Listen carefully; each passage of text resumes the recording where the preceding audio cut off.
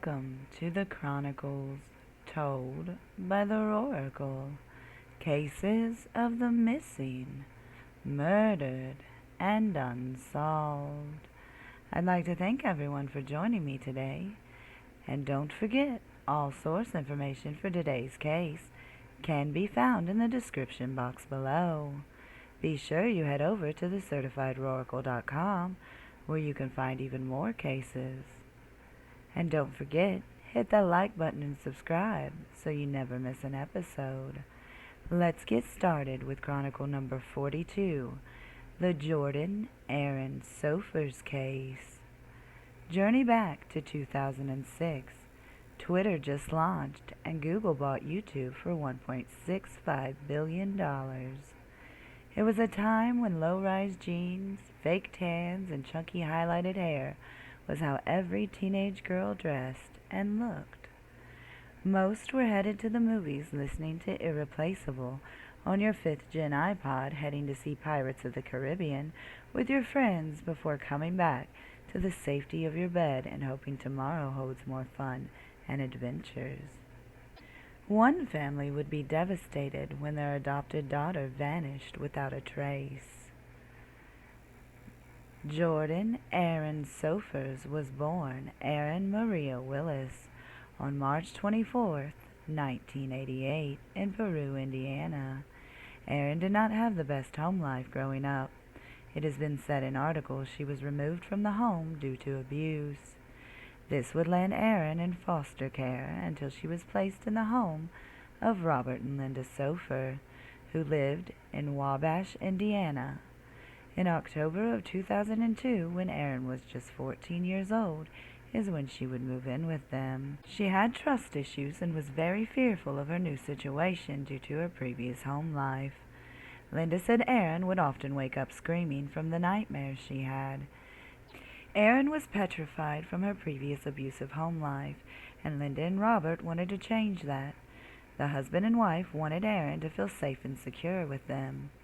With some consistent day-to-day routines, the Sophers gained Aryne's trust, and on Mother's Day in May of 2003, Aryne would write Linda a letter telling her she loved them and would like to be a part of their family permanently. Linda was a devout Christian and has said she prayed on this and decided this child had been sent to them, and the two had formed a bond over the time Aryne had been there.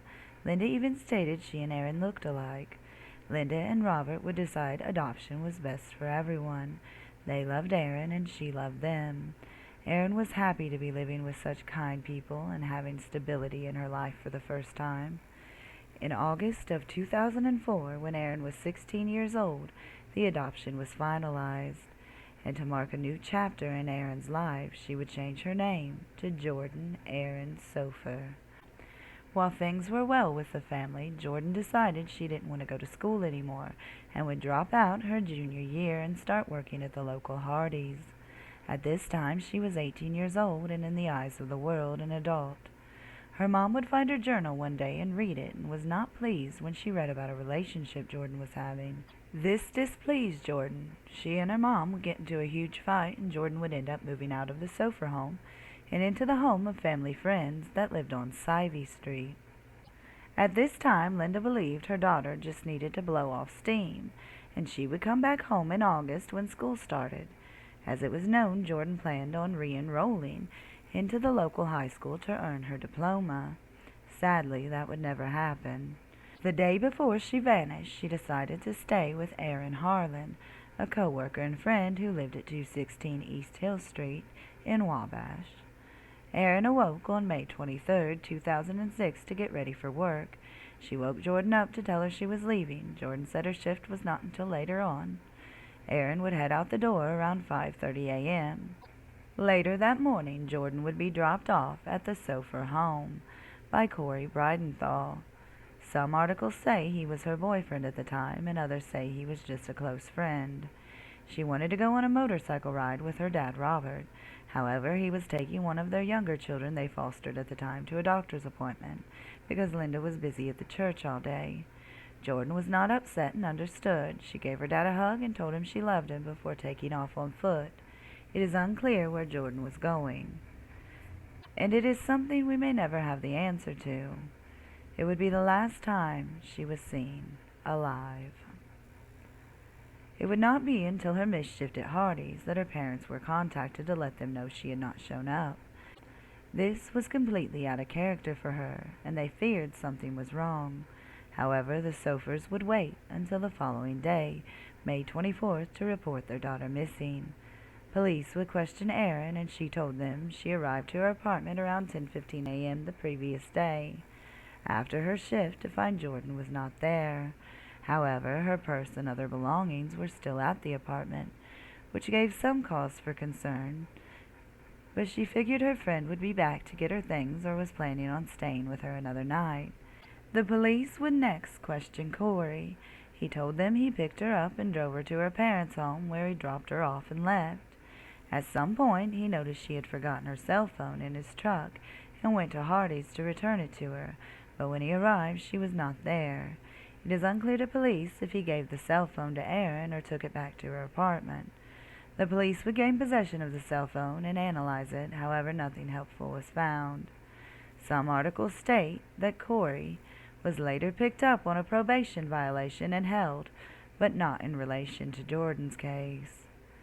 The police would then bring Linda and Robert in for questioning. The police asked both to take polygraphs. Linda agreed and passed. Robert refused to take one at all, and it cast some suspicion on him, as he was the last known person to see her.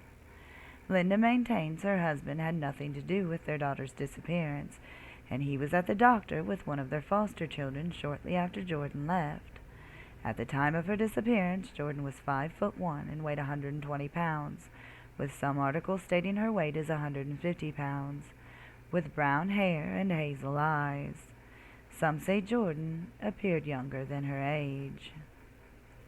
The police would look into leads and search for Jorden. However, her case was growing cold. No one seemed to know where the young woman had gone or why. It would not be until May of 2009 when answers would come, but they would lead to more questions.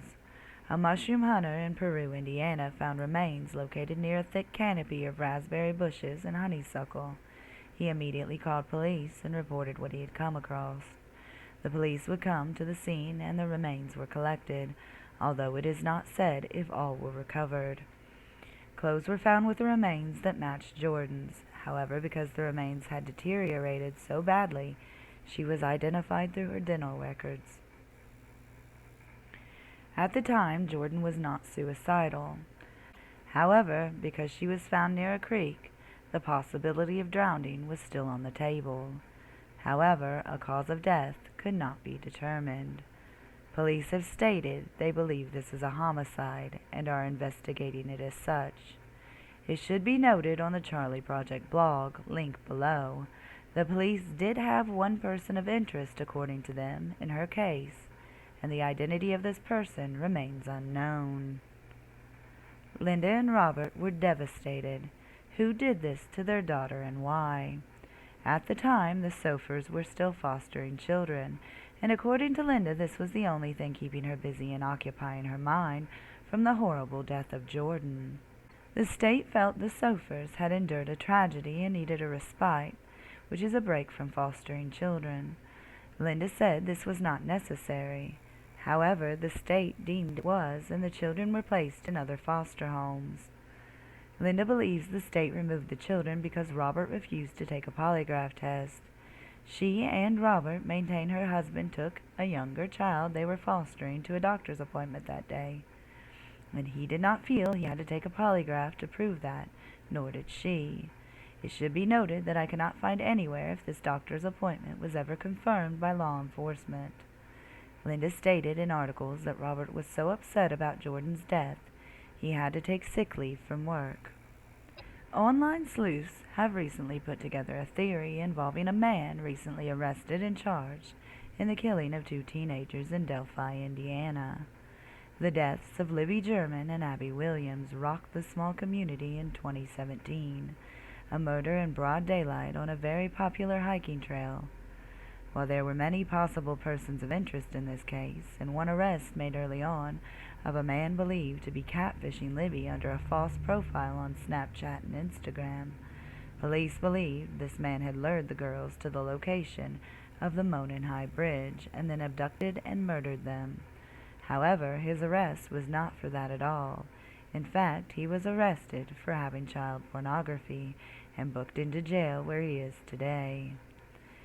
This man was Keegan Kline, and while he does live near where Jorden vanished and was murdered, he would have been 11 years old at the time. The man I am referring to was arrested and charged in the murders in Delphi is named Richard Matthew Allen. He's a 50-year-old man who has lived and worked in the area for 16 years when Abby and Libby were abducted and killed. Richard moved to Delphi in December of 2006. He previously lived in Mexico, Indiana, which is only a 23-minute drive to Wabash. Richard would have been in his early 30s at this time. I am unaware of what type of job he held while living in Mexico, Indiana. When you compare the photos of Jorden and Libby, the resemblance is there, and it makes you wonder if Richard could have been involved. Many speculate the Delphi murders were not his first. At this time, he was 44, and logic states a man this age does not wake up one day and decide to kill 2 young girls. There are exceptions to this, however. It is possible the police are looking into other murders and abductions from areas Richard lived prior to his move to Delphi. Many believe this is the probable cause affidavit was sealed. It was said the killer had possibly taken something from the Delphi scene as a trophy.